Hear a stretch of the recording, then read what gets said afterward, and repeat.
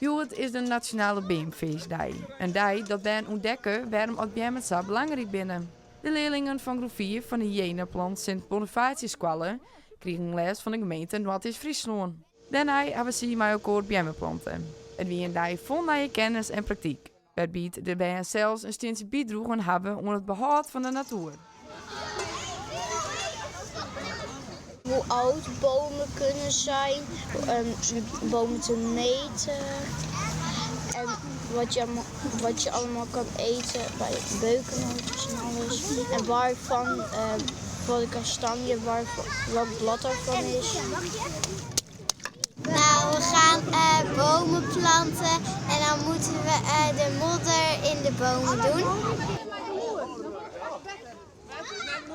Het eerste wat we bereiken willen is dat mensen snappen dat BM nuttig vinden. Voor hun, voor de natuur, voor de omjouwing.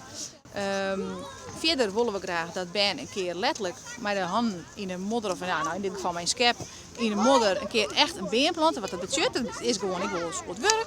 En dat ze snappen dat ze zelf weer een bijdrage doen kunnen om de natuur letterlijk een keer een skep te pakken en een been in de grond te zetten.